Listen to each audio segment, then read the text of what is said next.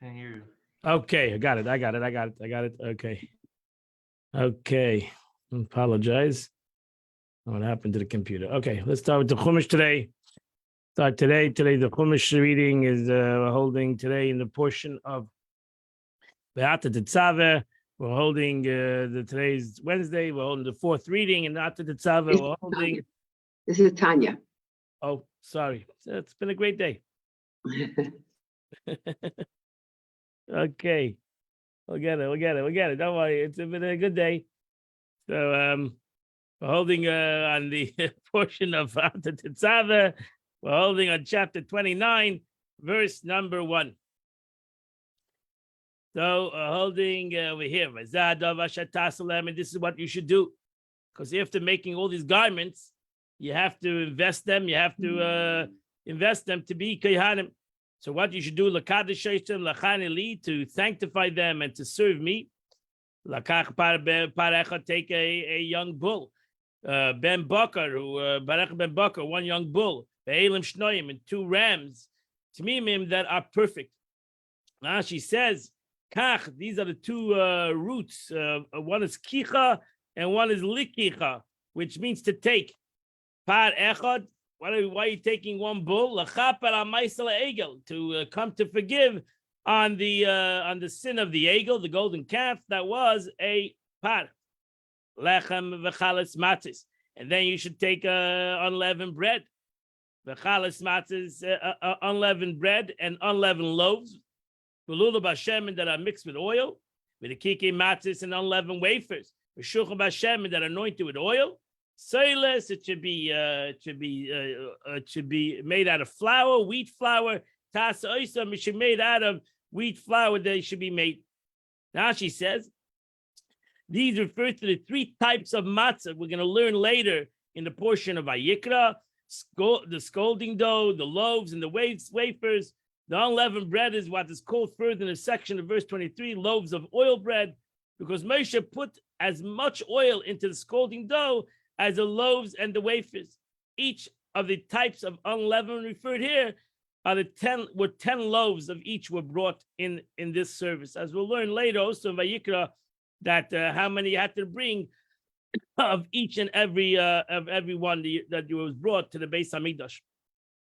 Belula b'shemim, what does it mean? It should be mixed with oil. When the bread, the bread was flour, Moshe Rabbeinu would pour oil and mix the flour with the oil. Meshuchim b'shemim, so they were mixed with oil and then they were anointed with oil. Meaning after they were baked, as the Rashi says, Moshe would anoint them with like a sort of a Greek chaf, resembling our letter of the alphabet, the letter nun. It would go like a nun. It's a Greek chaf, but it's a nun in the Hebrew alphabet. And then you shall place them upon a basket. And you shall bring them in this basket. And the bull, and the 2 rams. Now she says you should bring them to the courtyard of the Mishkan on the day that it was erected. Verse number 4. Added in the sun, you shall bring close to the tent of the entrance to the tent of meeting. And you shall wash them in water. Now she says, in general, you should know, because there's no word mikveh in the Torah. It always says, and you shall wash yourself in water. There was no showers either there. So therefore, zu tfilas kol gufer, Rashi says. This is referring to immersion in a mikveh. And we know there were a couple of mikvahs in the Beis Hamikdash. There were like 3-4 mikvahs in the Beis Hamikdash itself with the Kehanim. There was one mikveh that with the Kohen Gadol had in his private apartment. There was another mikveh that was in the courtyard of the Beis Hamikdash. There was another mikveh where the Kehanim slept. There was a mikveh in the entrance of the Beis Hamikdash. Question where this mikveh was in the Mishkan, that's a good question. But in the Beis Hamikdash, there were many mikvahs. So I'm sure they made a mikveh in the desert. They must have established a mikveh as the Yidden traveled. They must have had a mikveh. It was impossible for them to travel without a mikveh. And then you take these garments, and you shall clothe Aaron the tunic, meal, and then the robe, the robe, the ephod, and the ephod itself, and then you put on the choshen, then you shall adorn him with the band of the ephod. What does that mean? You should adorn him. Rashi says you should adorn and fix the belt. You have to make sure it's tight. You have to make sure that surrounds him and it's tightly around him, so that everything stays in the same place. It's not allowed to move, as the Torah said before. La yizach, the choshen is not allowed to move. Verse number 6, v'satas of its nefes. Then you take the cap, al reisha, in his head. V'satas nezer hakodesh alam its nefes.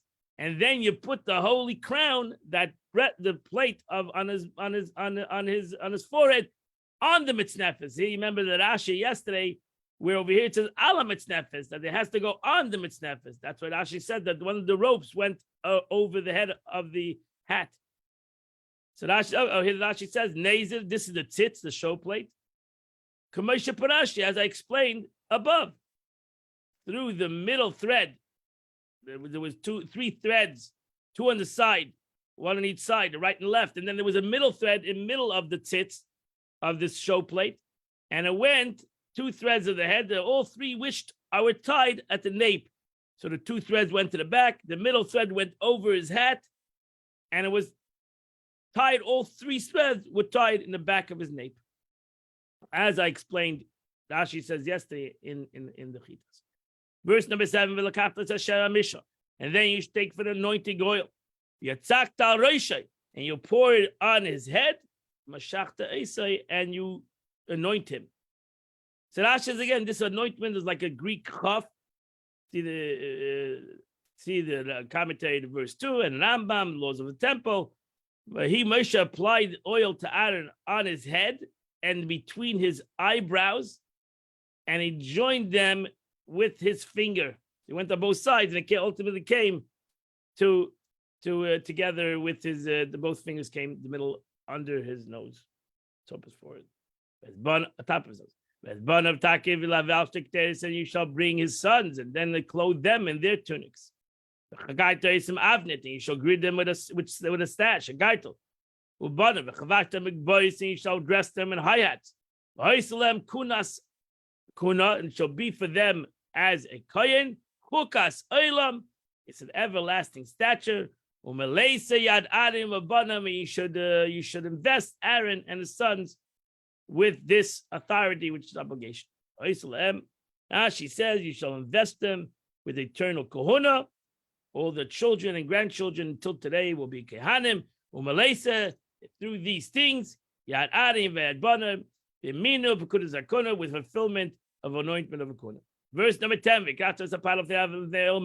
and you shall bring the bull before the tent of meeting. And Aaron and his son shall lean their hand on the head of the bull. And you shall bring the slaughter of the bull before the Lord. Pesach with the door of the tent of the meeting. Pesach, right? Rashi says this is the courtyard of the Mishkan, which it is in the front of the entrance. Verse 12, then you take from the blood of the bull, and you put it on the horns of the altar. And the rest of the blood you pour on the base of the altar. So Rashi says, actually the horns. We know that the Mizbeach, the outer altar, had 4 horns. On each corner had like a horn, like a amal amma sticking out on the top. It's called Adam, and they had like holes in the base that went the blood. You pour the blood on top of that horn, and it went down into the ground. It's called Adam, Shira Adam, remaining blood. You say them as bear. A sort of a protruding receptacle was made around the altar that was elevated a cubit from the ground. So there was like this rim around the altar. We know there was a rim around the altar. It was an amma rim. It went around the entire altar. So that was called the Yesod HaMizbeach, the foundation of the Mizbeach. In the time Beis Hamikdash in Yerushalayim, that actually was the Yesod. They built the Mizbeach like level by level. So there was the Yesod HaMizbeach, and in that Yesod, there was holes and you would pour the blood, and the blood would go down those holes to the ground of the Beis Hamikdash. Verse 13, here the Torah is getting you ready for Vayikra, when you're going to go in deep in all these sacrifices. You take all the fat covering the innards.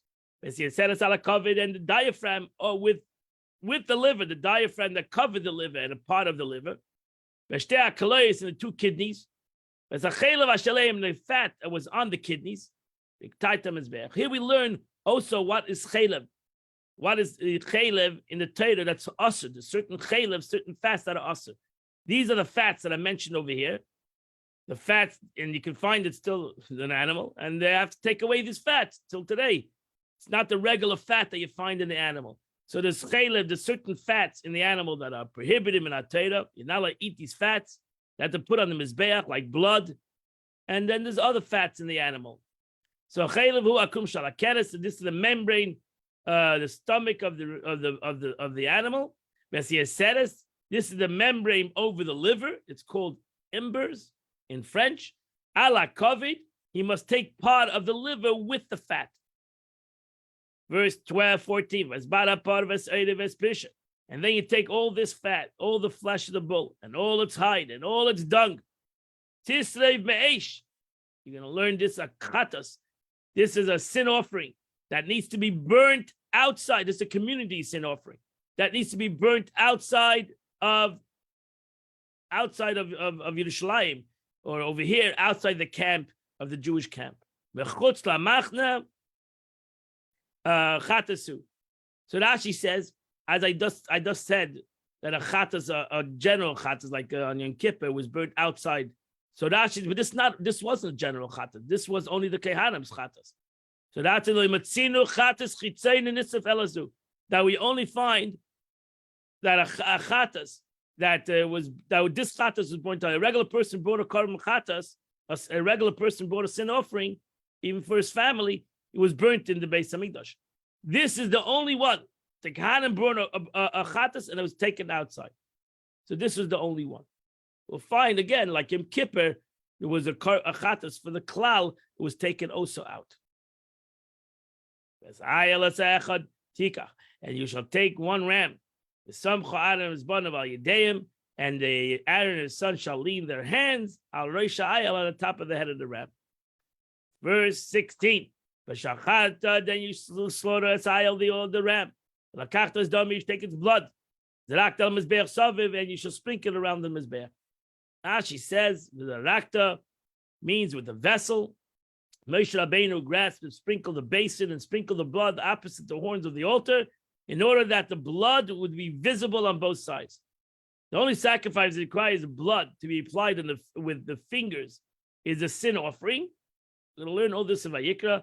The other sacrifice required neither that the blood be sprinkled on the horns, nor that is applied with the finger, because the application of their other sacrifices' blood is with the lower half of the altar. So we notice the upper half of the altar, and there was actually a sign what was the upper half of the altar and what's the lower half of the altar. Certain bloods were sprinkled on the upper half, certain bloods of karbanos were sprinkled on the lower half.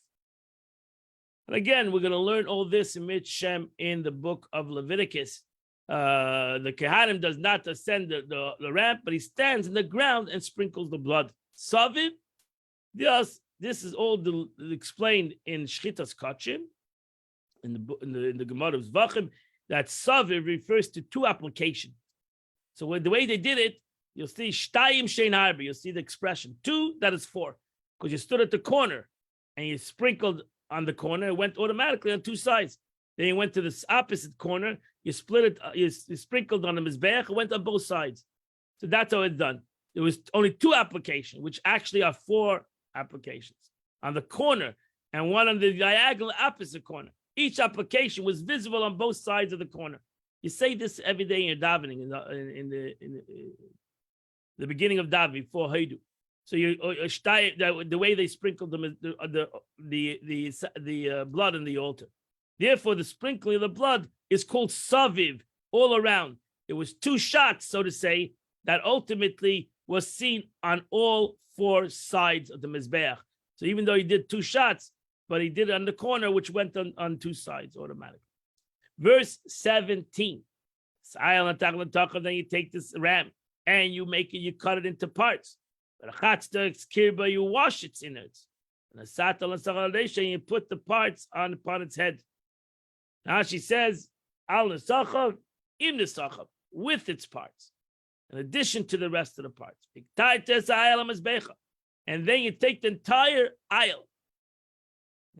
ram, and you bring it on the mizbecha. Oilahu, this is a carbon oil. So a carbon oil here you introduce the first time in the Torah to a carbon oil. Oil means to go up, and any oil was burned totally on the mizbeach. We know the other carbonis will use some carbonis the kohen got from it, like a carbon chatas, carbon shlamim. Even a Jew got from it. They brought the carbon. He also got a part of it.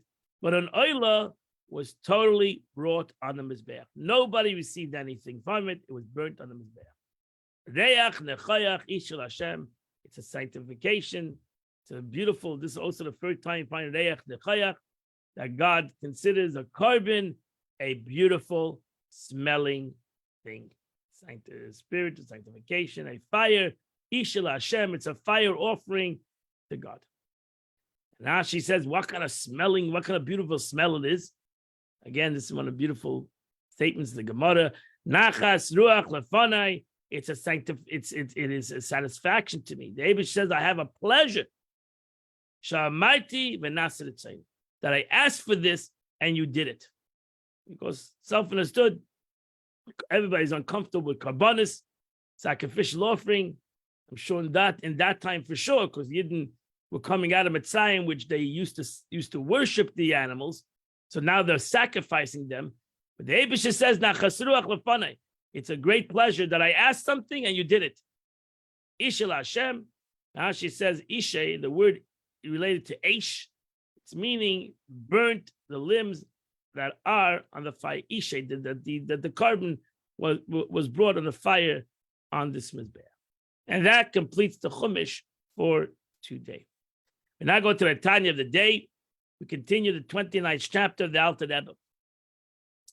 The Alter Rebbe now proceeds to suggest various lines of reasoning that the Beini may use in order to humble and crush his spirit. We need humility, as the Alter Rebbe said, because if we're not going to humble ourselves, we'll never have the revelation of light. We'll learn, we'll daven, we'll do everything right, but it will not break through our own coarseness, our own nefesh habahamis, because it's a deep covering, and this needs to be humbled, and thereby the sitra achra of his animal soul. The first of these follows from the point just concluded, that the personality of a Beini is in fact an expression of sitra achra, the animal soul. That's who he is. Ze Adam. The Alter Rebbe shocked us a little yesterday and said that, we don't have just an animal soul. We are the animal soul. We are the animal soul. We have become the animal soul. And if a person realizes that alone should humble him. Because if a person comes to the conclusion that it's not something that is like something out of there, but actually his animal soul is him, and his nefesh elokis is something that maybe he's struggling with. He doesn't struggle with his animal soul because he's become an animal soul.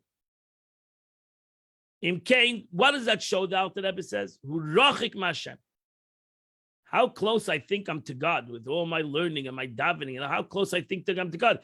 If I cannot break my animal soul, I'm very far from the reality, from truth.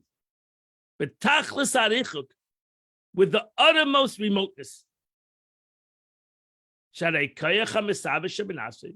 Because very simply, the lusting drive in his animal soul, his animalistic soul, because God forbid, if he doesn't break this animal soul, you know what can happen? Ultimately, your animal soul will not only desire things that are permitted, chas v'shalom, your animal soul will start wanting things that are not permitted. Shame negative, which those things are the opposite of God. You might convince yourself that your own animal souls, your own animal desires, as long as they're kosher, what's wrong? I have desires. I have desires. I have desires. I'm a human being. So I have desire, but thank God I have desires for things that are mutter, things that are allowed. But if you're not going to control it, ultimately, the animal soul is not going to be happy. Ultimately, he's going to want to have things that are prohibited because you cannot control your desires. And ultimately, it's going to push you to things that you're not allowed to do. So it shows you how far you are, how far you are from the truth, from godliness. Even if you're not going to desire to do the thing that is prohibited, God forbid, in actual practice, you're not going to do the prohibited thing. But you know what? It will not be something that is truly repulsive. That's the problem. If the thing is not repulsive to you, it shows you who you are again. Because if you're a kibbutz tzaddikim, if you're a tzaddik, something that is prohibited will be repulsive. You throw up. That you're not repulsive to it. Okay, you're not going to do it. You're not going to even think it. But that you have to say, no, it's not so terrible. Not so terrible. I'm only going to think about it. I'll have a thought. Not so terrible. I'm not going to do it. God forbid. But I'll look at it maybe. I'll have a thought about it. As I explained to you before in chapter 12. So tzaddikim, chas v'shalom, would never have a thought about it. I'm starting to think about it. There the Alter Rebbe explained that after his prayers, when the love of God is no more revealed in his heart, the Beinoni can feel a craving for material pleasure. Whether they are permitted or even forbidden, God forbid. Expect that in the case of forbidden matters, he does not actually wish to implement his desire in a forbidden action. They remain instead in the category of a sinful thought. So ultimately, a Beinoni can have a sinful thought, as we explained. That he has a nefesh habahamis, he has an animalistic soul, so automatically he has a capability of a sinful thought. So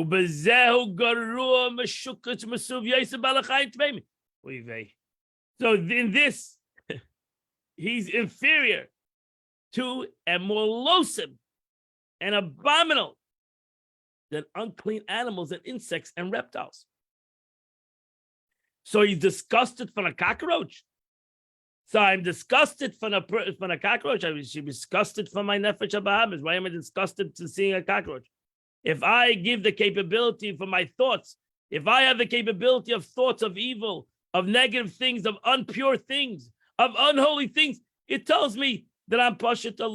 I have a nefesh habahamis. I'm doing it on my own free will. The cockroach was created because God created him that way. That I have the capability to think and to even have a thing that is loathsome and not undesirable, that shows me who I am. For even they don't transgress against God's will. And since he does so, in his mind at least, he's worse than them. As it says, but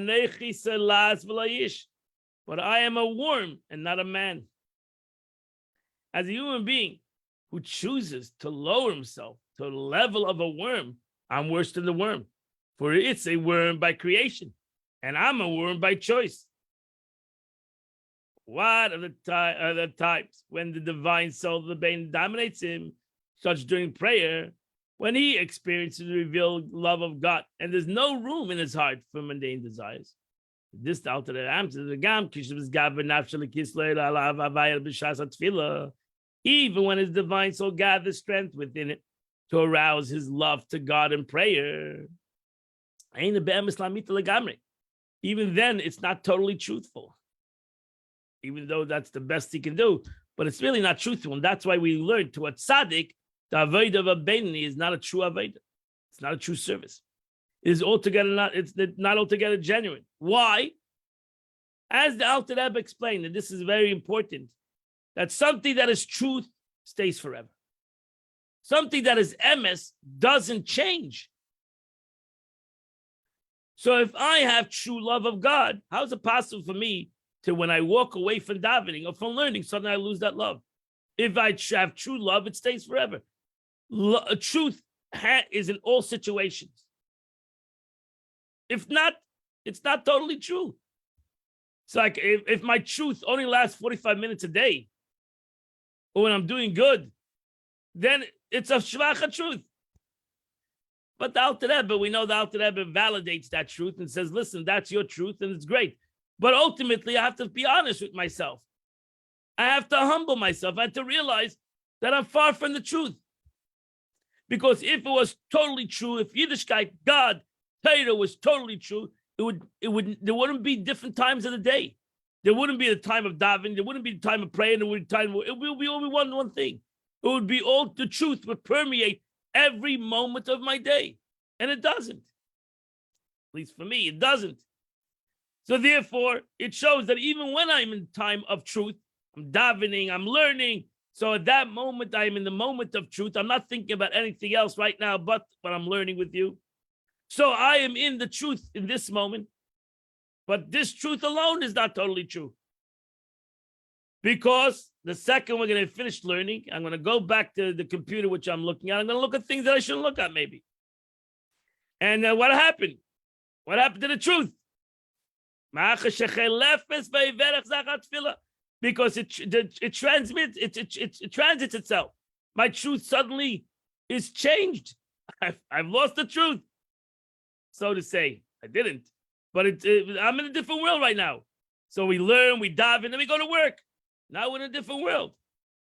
So that shows that the davening, you need to take the davening, you need to take your prayer, which is totally spiritual, and bring it to the rest of the day. That's why we daven first. The first thing you get in the morning is daven, learn. Why? Because you want your whole day to be permeated, should be infused and inspired by my davening and by my learning. But what happens to a Beinoni? He walks away from the davening and learning. He gets involved in the worldly matters. And now he forgets the davening, that he davened. He forgot that he davened. He forgot that he learned. He gets totally involved in mundane aspects. What happened to the davening? What happened to the prayer? If the prayer was so powerful and was so truthful, you would live with your davening and your learning the whole day. But it doesn't work that way. Because we're human beings, and ultimately the davening is so to say gone, and the inspiration is gone. The Alter Rebbe explains there that only that which permeates and unchanging can be described as true. That's real emes. The Alter Rebbe, the Mittel Rebbe, his son said, the Alter Rebbe demanded truth too much. He would have had much more chassidim. He would have had much more followers if he didn't push the truth. But the Alter Rebbe demanded truth. He wanted you should know the truth, even if you're not truthful. That means you should know what the truth is. Even though you're not in the level of truth, know what the truth is. If you don't know what the truth is, then you'll never live a truthful life. Then even your falsity will be so false that you don't even know that there's a concept of truth. Everybody needs to know the truth. And therefore, the Alter Rebbe says you need to take a time and humble yourself with the truth. And the truth is you're not a tzaddik. You're not a righteous man. Talk to myself, not to you, anybody in this listening. You're all righteous and wonderful. I'm not so righteous, and therefore, halavai beinoni, as we say, mechsidim. I wish I'm a beinoni, which in essence, when I say halavai beinoni, I wish I'm a beinoni. What am I really saying? That I'm not a tzaddik, I'm not a beinoni. But I'm a Rasha v'Tevlei. I'm a Rasha that is good with him. So therefore, I'm not a Rasha because I should never do an evil thing. That's for sure. Now, nobody should be a Rasha. He should be a work in progress that to overcome his desires and his machshavas. You should never do a sin. God forbid, never do a sin. But because that would taka make you a Rasha. So you should never do a sin, any sin in the Torah. But ultimately, I should be able to work on myself not to even have a machshav of a sin. Not that I have the capability of a sin. Listen, I have a nefesh habahamis. I have an animalistic soul. So I'm always going to have the capability of sin. But not that I even have the thought of sin. I should work on myself not to even have the thought of sin. Because that I have the capability alone shows me who I am, that I'm not a tzaddik. So therefore, I need to humble myself. If I'm not a tzaddik, which Alter Rebbe is going to say, and that's why we daven. Every day we pray, we say, the Eibishter, please help me. In the morning, we say, Yiratzin. We beg God as we wake up in the morning. We beg the Eibishter, help me. Now I'm going to go through my day. I'm going to see things. I'm going to meet people. I'm going to do things. I'm going to get involved with the world. Please help me. I'm not a tzaddik. I'm not a righteous man that everything I'm going to see during the day, I'm going to be able to use it in a spiritual way. I'm a Beinani. Alavai Beinani. I wish I'm a Beinani. And therefore, I have the capacity of seeing something and having machshavas rois and having evil thoughts. Please help me. You can see the Hiratzin, they say in the blessings of the day. You see Pashi asking the Eibishter, please help me. But the Eibishter should help me. I shall overcome my evil, my nefesh habahamis, my animalistic soul. So this, so therefore, that's the emes. That's why we say this bracha, because that's the emes. That is the truth. That is who I am. And that's what I need to challenge. And that's why I need to be humble. That should alone tell me I should be humble. Never criticize anybody. Never judge anybody. Because everybody is capable of doing sin, chas v'shalom. And that person fell through and I didn't doesn't prove nothing. Doesn't prove I'm better than him or he's worse than me. I have to humble before V'shval ruach n'tekel. That's what the Mishnah says. Be humble before all man. Don't judge anybody. Don't be holier than anybody. A tzaddik understands that by himself. The Beinani needs to work on that. The Beinani needs to humble himself. The middleman needs to humble himself to realize he's not so great, and he's not greater than anybody in that he comes in contact with. Not better than anybody. If it can't, however, describes an absolute truth, emes la'amitai, since it is not constant. So therefore, we know that even though we know the truth and we do the truth, but it's not emes la'amitai because it's not a constant thing by me. And if it's not a constant thing by me, so it's not emes la'amitai. You see, that's the word. Is emes? The Alter Rebbe explained this, and it's emes la'amitai, real truth.